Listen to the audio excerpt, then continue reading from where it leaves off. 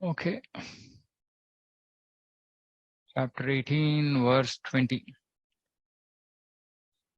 So now Krishna will discuss knowledge in three modes.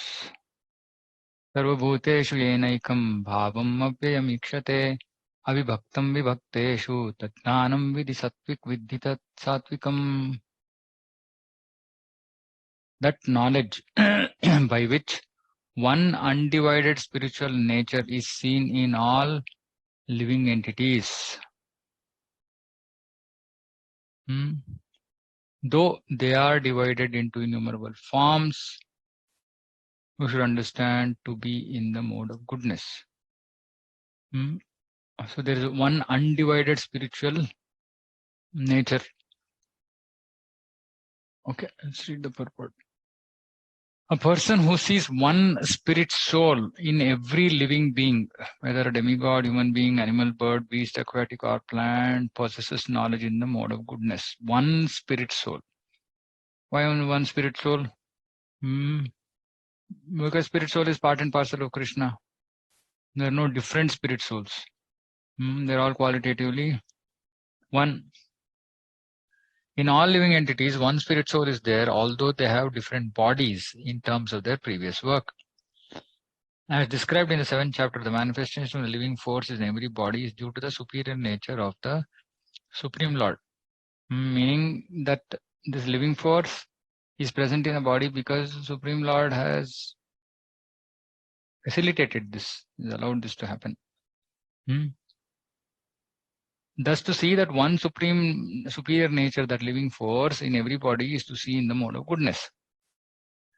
So when we see every jiva, we should see that every jiva has the same atma. It's not that different atmas are different. When we start thinking about atmas as being different, then we are in the mode of passion, knowledge in the mode of passion. The living energy is imperishable, although the bodies are perishable. Differences are perceived in terms of body because there are many forms of material existence in conditional life. The living force appears to be divided. Such impersonal knowledge is an aspect of self-realization. Impersonal knowledge, meaning that it is same, it is one actually. Here only impersonal knowledge is applicable.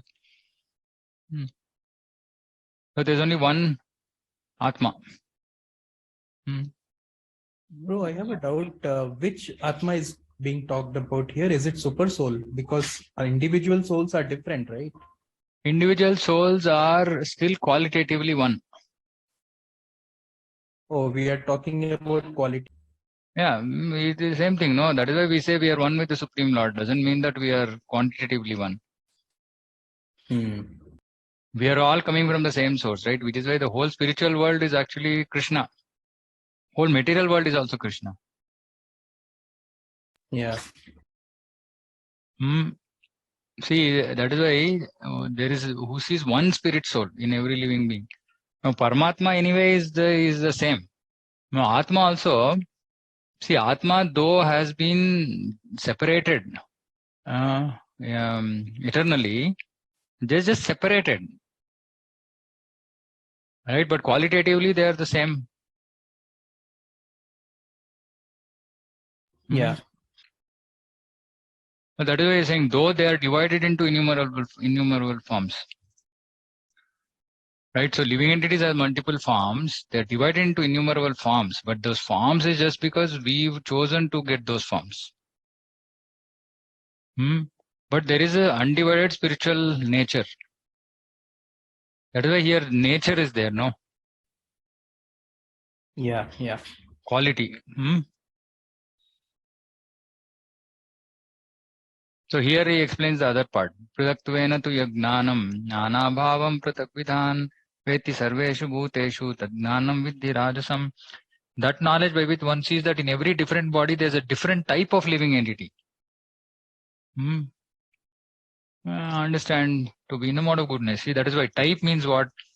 Some in the body of a dog there is a different type of jiva. The body of a human there is a different type of jiva. Qualitatively, they're all one, same. The concept that the material body is the living entity and that with destruction of the body, the consciousness is also destroyed is called knowledge in the mode of passion.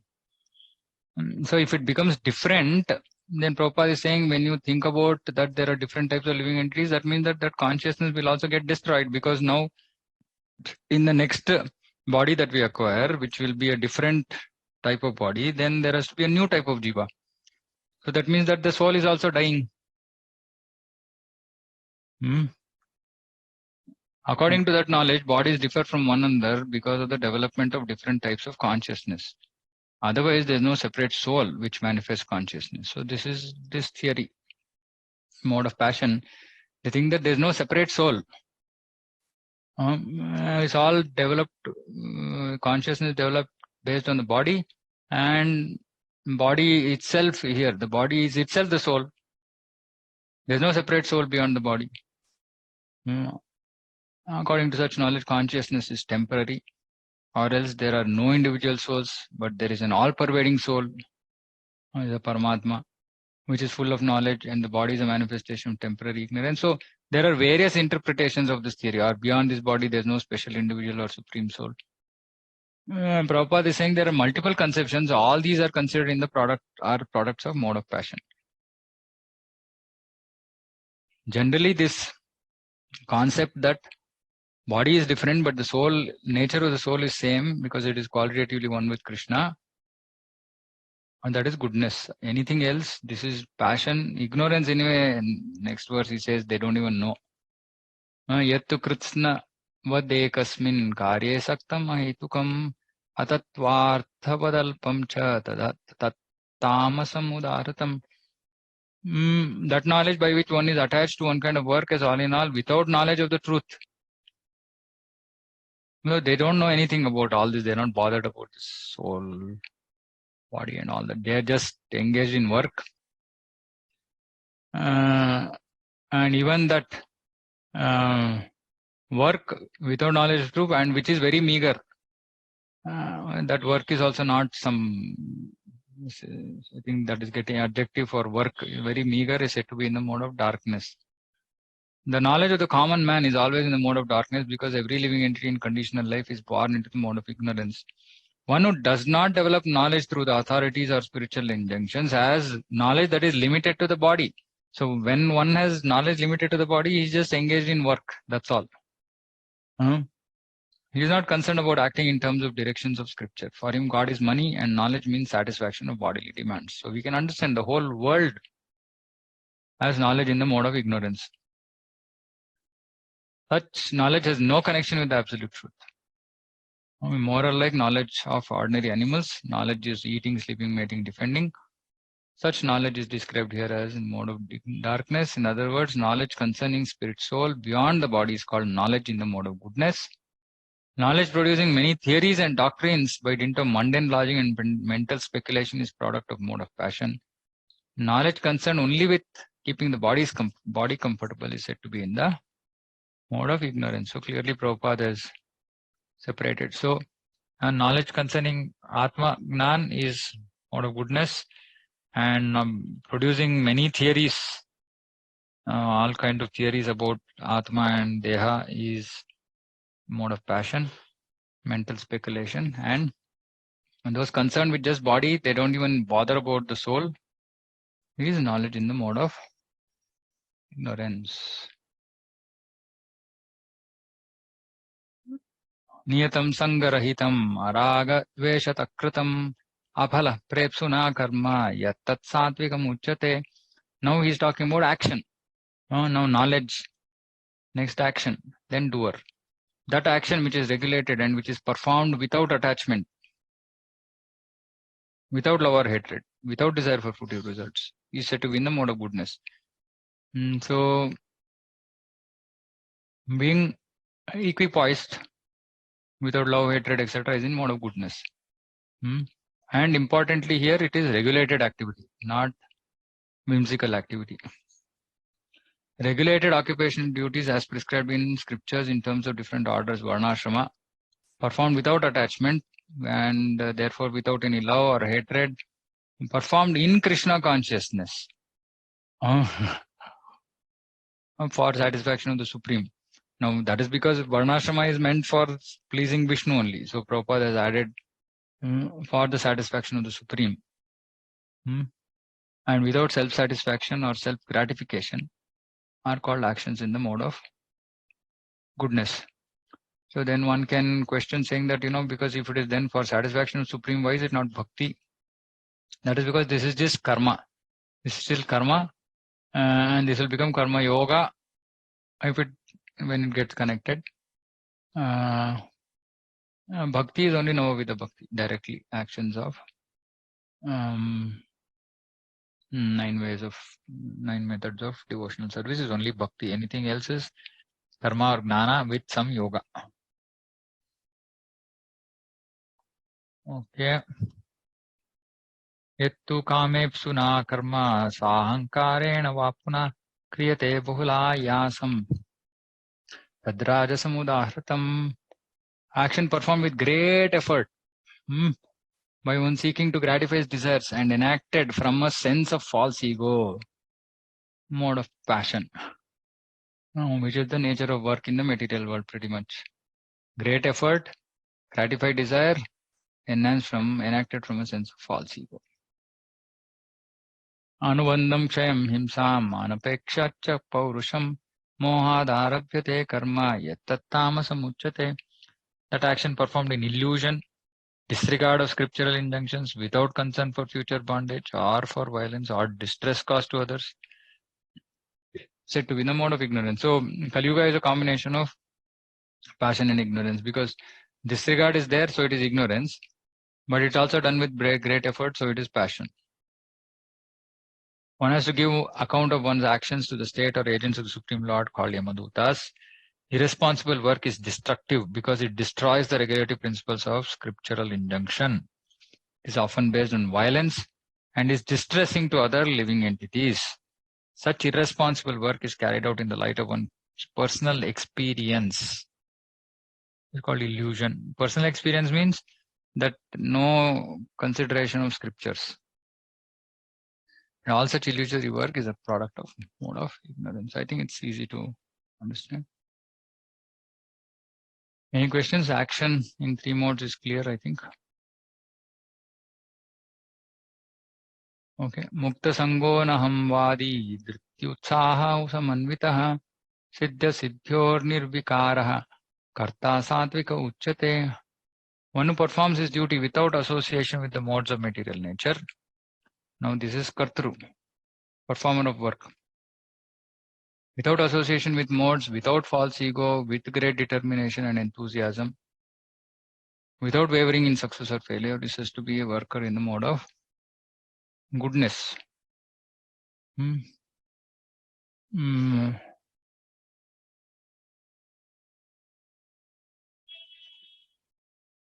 Actually, okay, this one I think we should understand it as without association means without mukta sangha, not attached. Without false ego, great determination, enthusiasm, without wavering in success or failure. Person Krishna consciousness is always transcendental to material modes. He has no expectations from result of the work entrusted to him because he is above false ego and pride. Still, he is always enthusiastic till completion of such work. He does not worry about the distress undertaken. He is always enthusiastic. He does not care for success or failure. He is equal in both. Such a worker situated in mode of goodness. So here you can see somewhat you can either call it mode of goodness, or if the work is directly in bhakti, then you can call that he's transcended the modes also. Because bhakti is also not performed in any of the modes. Bhakti is also bhakti transcends the modes. Here, though, the discussion is about specific modes. Prabhupada in the purport is also saying that it is not just enough if one is in the mode of goodness. He can still do karma yoga. But because there is propensity to do karma, it is still in the mode of goodness. Still he comes to completely offering it to Krishna. But here There is no, it is not that it is being done for Krishna. It is just being done without false ego, great determination, enthusiasm, without wavering in success or failure. But when it is offered to Krishna, then it becomes transcend the modes. But till the results are offered to Krishna, if the worker is not offering the results to Krishna, then he will still be in the modes. Ragi karma phala prepsur lubdho himsatmako shuchihi harsha shokanvitah karta rajasa kirtitah. Worker attached to work and fruits of work, desiring to enjoy those fruits, greedy, envious, impure, moved by joy and sorrow, is mode of passion. So this is easy to understand.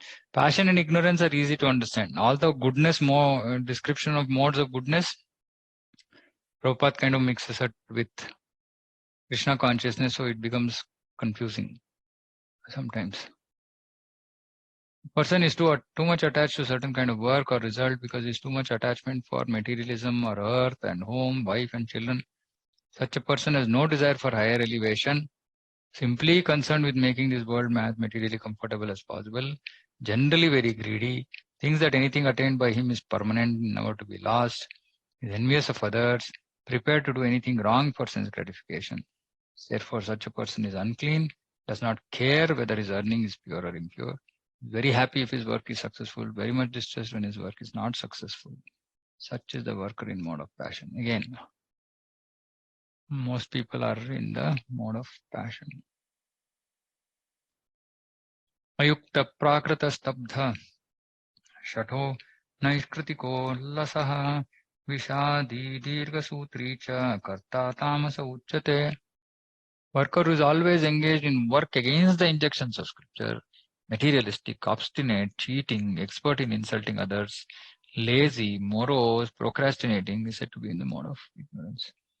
Scriptural injunctions, we find what sort of work should be performed and what sort of work should not be performed.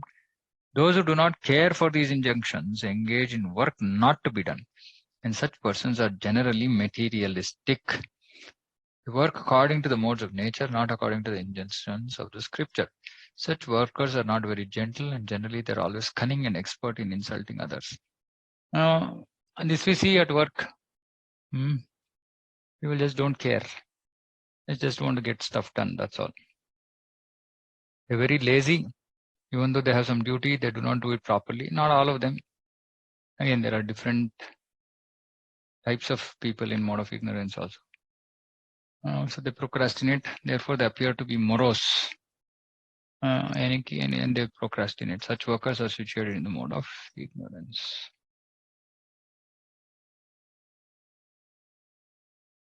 Okay. Buddhir bedam tu teschaiva gunatas trividham shunu prochamanam asheshena pratatvena dhananjaya.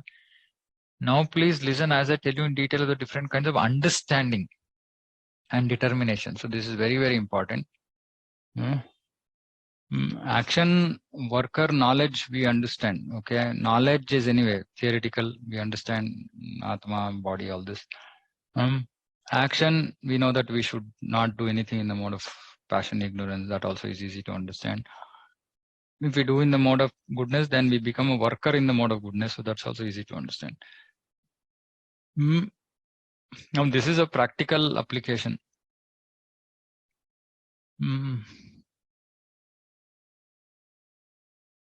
प्रवृत्तिं च निवृत्तिं च कार्यकार्ये भयाभये बन्धं मोक्षं च या वेत्ति बुद्धिः सा पार्थ सात्विकी.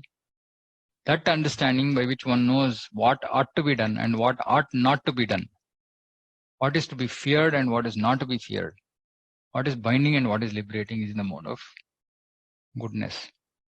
See, there is a difference between knowledge and understanding. Knowledge is just tattva. Understanding is application. Application in practical life is we should know what is right, what is not right, what is to be feared, what is not to be feared, what is binding, what is liberating. So pravrittim cha nivrittim cha. Pravritti means performing actions according to scriptures, and actions which are not so directed, not to be performed, nivritti. One who does not know the scriptural directions becomes entangled in actions and reactions of work, understanding which discriminates by intelligence. So basically, we should know right and wrong. And for us, for this, we have to understand whole of Dharma and all that. For devotees, we should just simply understand, we should transcend the modes, do everything based on Anukulisa Sankalpa, Pratikulisa Varjanam. It takes care of this whole understanding business. But there also Anukulisa Sankalpa, Pratikulisa Varjanam requires little bit intelligence and little bit purity of mind, purity of purpose. If we are trying to cheat ourselves, then we will not be able to evaluate whether something is favorable to bhakti or for bhakti or not. But if we are pure in intent, then we can easily understand, okay, this is not good, this is good, so let me do this. So we don't have to worry so much about this instruction. Ya dharmam adharmam cha karyam eva cha ayathavat prajanati buddhissa partha rajasi. This understanding does not distinguish between religion and religion, and between action that should be done, should not be done, is in the mode of passion. Adharmam dharmamiti ya manyate tamasavrita sarvarthan viparitamscha buddhissa partha tamasi. Here it says understanding which considers religion to be religion, religion to be religion. So totally clueless. So under the spell of illusion and darkness, strives always in the wrong direction because they don't know what is right, what is wrong, mode of ignorance. So Prabhupada is saying intelligence in the mode of ignorance is always working in the opposite way. Men in ignorance understand a great soul to be a common man to be a great soul. They think truth to be untruth, untruth to be truth. They simply take the wrong path. Okay. Most important verse. Ritya yaya dharayate manapranendriya kriyaha yoge navyavicharinya dhritissa partha satviki. That determination, which is unbreakable, which is sustained with steadfastness by yoga practice, and which thus controls the activities of the mind, life and senses, is determination in the mode of goodness. So devotee needs to develop determination in the mode of goodness. So this is a very, very important verse for practical application. One who is steadily fixed in the Supreme Soul with determination, concentrating one's mind, life, sensory activity in Supreme, engages in Krishna consciousness. That sort of determination is the mode of goodness. Abhivitarinya, that means those who engage in Krishna consciousness are never deviated by any other activity. So steadfast determination to practice bhakti. Actually, last class we were discussing about this unfavorable situations, how to handle when we said that any offense to Guru or Krishna devotees, and devotees should normally retort. Actually, the smartness here, I was thinking about this. Because, yeah, on one end, if somebody is blaspheming, then we should not keep quiet. On the other end, we should try to create a situation such that this blaspheming does not happen. And this is an art. This is an art. So, and for doing that also, it requires determination. Because it's very, very difficult. Keeps pushing us to a corner every time situation. And again, we have to become determined. We have to make sure that we figure out ways and means by which we keep people out of blaspheming mode. So, for example, see, like we think about Fishima, like Prabhupada's sister. Her husband was eating fish. She never complained. She simply went on doing her duty. Whatever is required for her husband, done. And she was doing her bhakti. So, husband got what he wanted. She got what she wanted. And then that's it. No question of any blasphemy. That requires determination, because you're reading in the Shastra, okay, fish should not be eaten, non-veg, okay, but you're cooking and offer giving. Might also develop a distaste to even cooking or seeing, but she was just doing it. And that is a higher level of determination. Steadfast by yoga practice. Because I have to practice yoga, I want to make sure that no situation comes in the way. At the same time, I want to prevent people from blaspheming. How do I manage it? Sometimes might have to be artificial, like Vasudeva. It glorifies Kamsa. First chapter. We read that, right? First chapter of Krishna book. He's glorifying Kamsa, saying, "Oh, you are the best among the Boja." Prabhupada says sometimes devotees have to do these kind of things. Why? To prevent difficult situations. For all this, we require this determination. Most important, difficult situations. Bad health, monetary problems, relationship problems. All of this requires us to be steady, steadfastly fixed. And control the mind, life and senses, because mind will go crazy.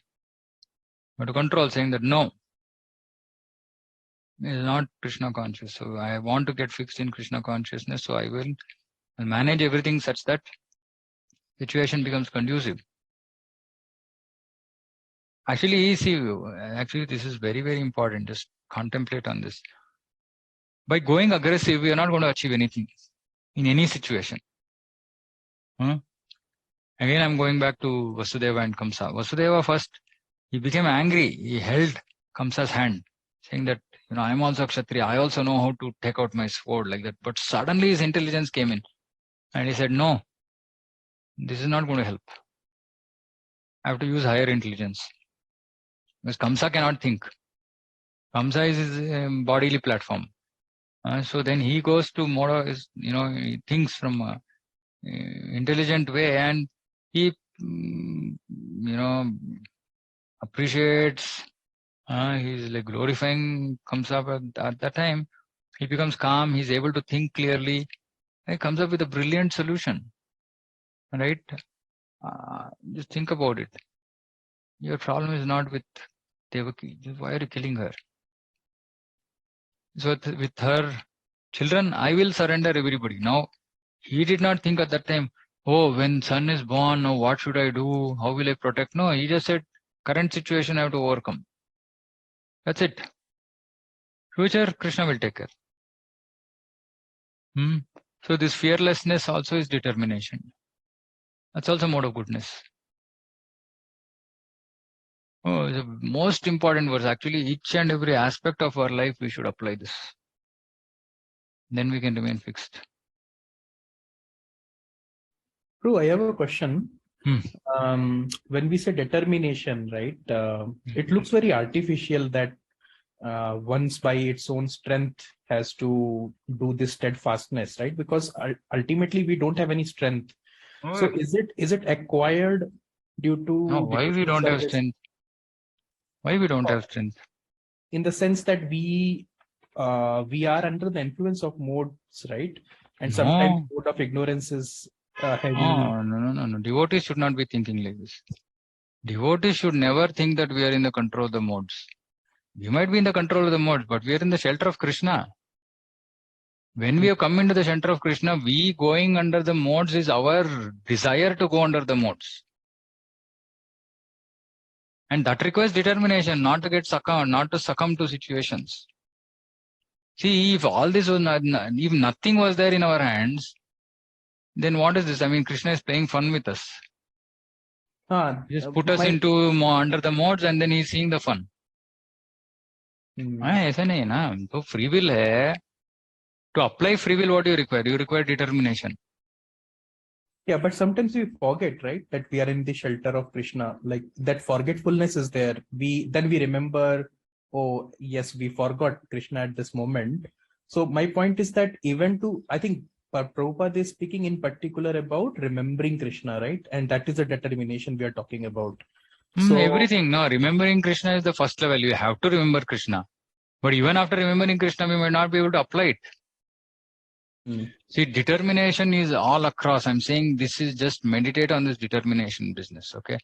Start to end everything Krishna consciousness in material world in a environment which is especially for grahasthas, right? So much of difficulty requires us to apply ourselves in this mode of determination and mode of goodness. Start to end, starting from remembering instructions, developing determination to apply those, being smart to figure out alternate ways which will not create more obstacles. All of this requires determination and steadfastness. And even if we fail in this process, determination to continue, I think that is more important. Determination to continue. So, like I said, start to end of everything we are doing in bhakti is based on this particular verse. Yeah. So my question was like, what is the practical way to achieve this determination? Is it like we should pray to Krishna, or is it a result of one's mercy of Guru Maharaj? Everything, no, everything. As in, see, there is no one single direction for this, right? See, obviously, first we should have the desire.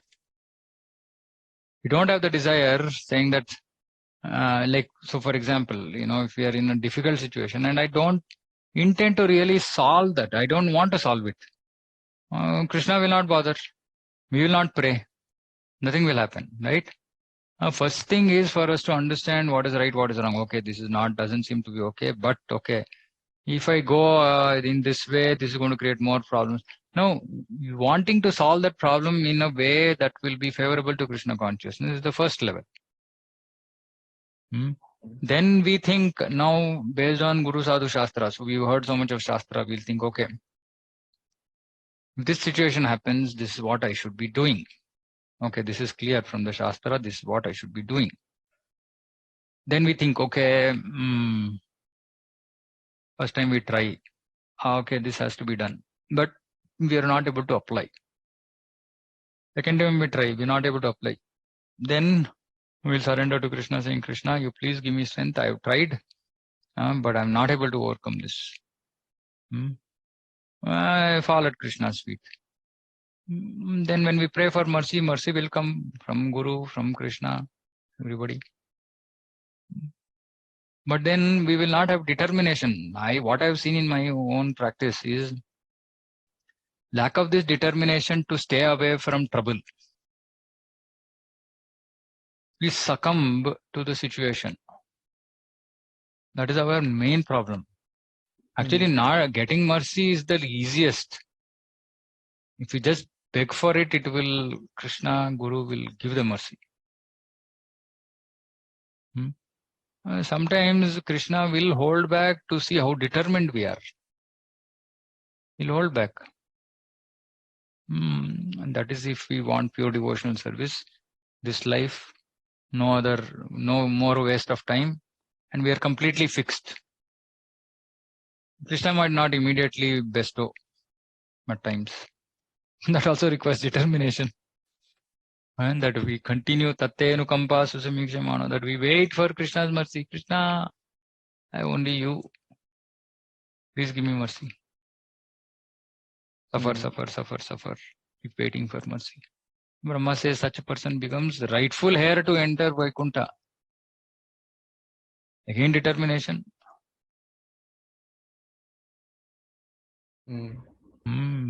This thing is super powerful.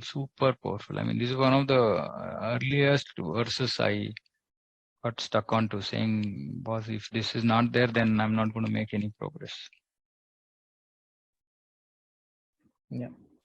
Actually, it's quite simple, Prabhu, because last class what we read, do whatever pleases Krishna. That is the question that we have to ask ourselves. So if we get into that sort of a position in life, consciously, always thinking this is the right thing that I'm doing, whenever you're on a crossroads, you can just stop and think, and I think that will put us on the right path.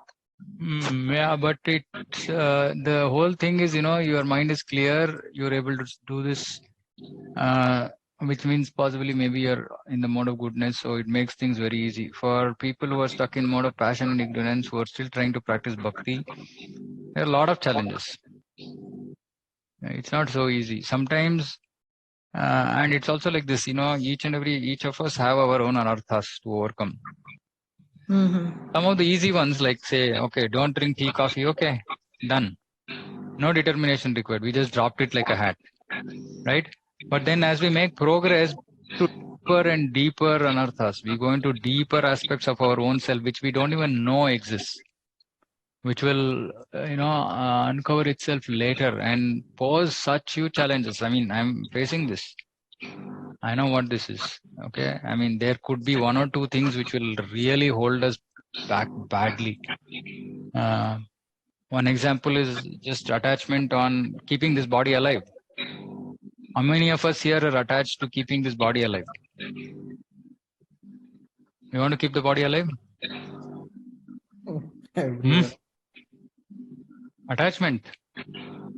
Moha. Are we ready to give up?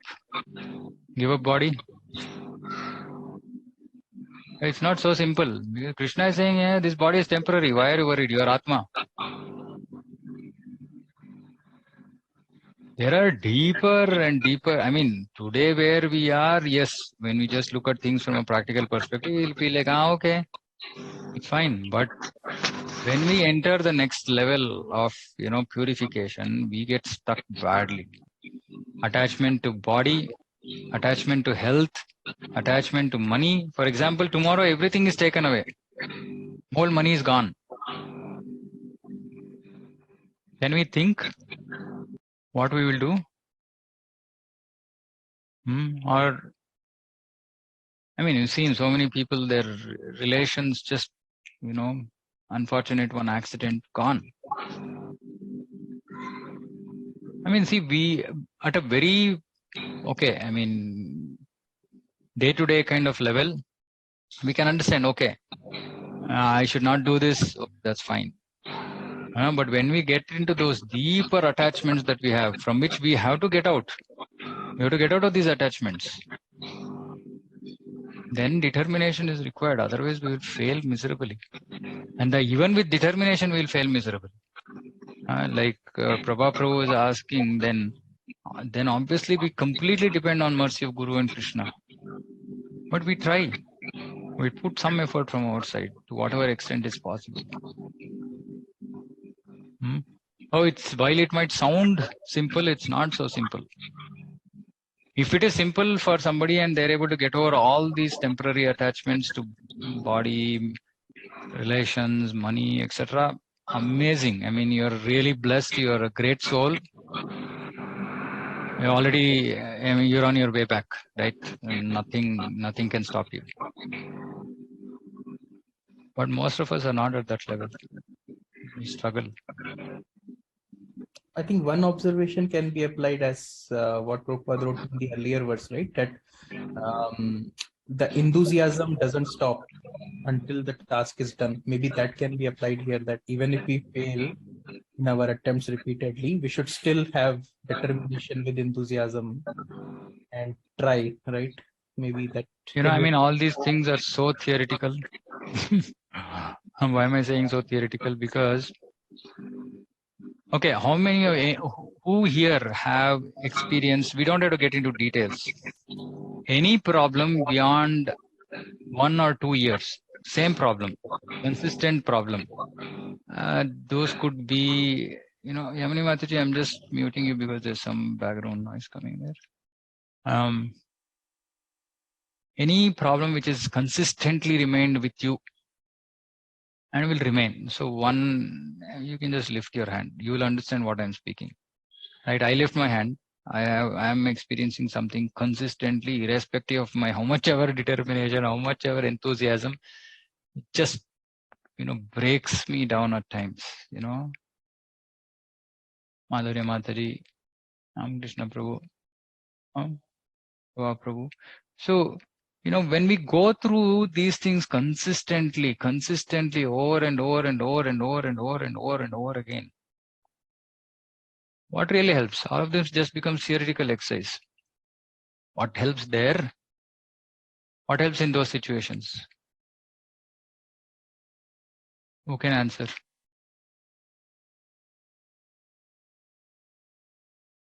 Sincere cry to the Lord. वो तो हम करेंगे ना. Difficulty में when we are stuck, we will obviously cry sincerely. Nobody will. I mean, that's a given.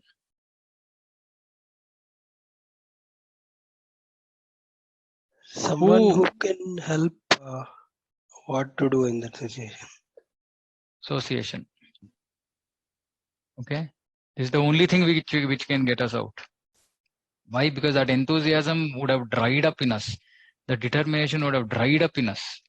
It's not that we have not tried. We have tried over and over and over and over and over and over and over again. Somebody else will come and hold us together, help us, guide us, motivate us, inspire us. Then these things become of practical relevance again. So it's not, why am I stressing this? Because it's, while bhakti life initially is, as in it seems very easy initially. And it totally depends on where we are in our journey. But what I have realized is that getting over deeper attachments is huge effort. Very fortunate souls say, okay, I'm not attached to my body. I'm okay. I'm ready to give up this body tomorrow. Otherwise, we are far from it. And for all that, we have to get over it. If not today or tomorrow, we might be fighting that problem today, or we might fight that problem 10 years hence or 50 years hence, right? Whenever it is. We have to go through that. Of course, when it happens in old age, then it becomes relatively easier for people. For devotees, because we've been practicing for so long. Okay, end of the life, okay, body is dwindling. Okay, fine. I'll give up attachment to this body. But before that, money also. When you have need for money and you are struggling, I know so many devotees here who faced such challenges and so much of pressure. Then we have to again become determined, steadfast, yoga, not leave the lotus feet of the Lord, practice all this on a day-to-day basis. In the midst of crisis is not very easy. Anyway, so we'll stop here to meditate on this determination in mode of goodness. Extremely important, extremely powerful words. Prabhupada has written a small purport, but practical application perspective, it is huge. Anybody else wants to say anything? Otherwise, we'll end here. We didn't get into mode of passion. We finished at 33. Okay. Hare Krishna. Hare Krishna. How do I develop determination in mode of goodness, Prabhuji? How do we how do we develop? Okay, good question. Okay, so to answer this, I think we need to understand what is determination in mode of passion and ignorance, and we make sure. Okay, one answer that I got generally for His Grace Vidwan Gaurang Prabhu. So he said, practice to live life in mode of goodness. What does that mean? Which means that after reading all this Bhagavad Gita, last 2-3 chapters, Uddhava Gita from Bhagavatam, we make a list of behaviors that are in mode of goodness, behaviors in mode of passion, behaviors in mode of ignorance. And then we see our own life. In some aspects, we might be in goodness, some aspects in ignorance, some aspects in passion. Some aspects, by just introspection, we can say, okay, no, this is mode of ignorance. Now I'm going to switch. I'll move to. Prabhupada says in these purports, saying that devotee, by proper effort, one can actually switch the modes, right? One can move from ignorance to passion.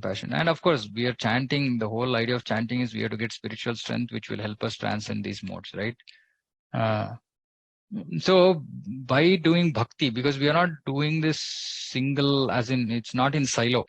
We are practicing bhakti. You're doing activities of bhakti. Bhakti has to give us spiritual strength. When we get spiritual strength, and we have to note saying that what is the change in behavior we have to bring about, we can try based on the strength of bhakti. Then you might say, no, Prabhupada has said we don't have to separately endeavor by just doing bhakti, all of this will come. Yeah, that is for those who are engaged 24 hours in devotional service. They don't have to worry about changing their ways and all this, right? Behavior and all that, automatically it will change. But for most of us who are not 24 hours engaged in devotional service, we have to put effort as well. For that, the focus needs to be how do I mold myself in the mode of goodness. And the most powerful way is to associate with those devotees who are actually functioning in those modes, because that association will rub off on us. Otherwise, there's no other way. As in, if we try to, if it is like, we are stuck, we are fallen in a well and we are trying to pull ourselves out of the well, that's not possible. That's possible for very few. Most of us, we will require somebody to pull us out. And that is the person who is in the mode of goodness can help us understand how to live in the mode of goodness. So again, comes back to power of Sangha.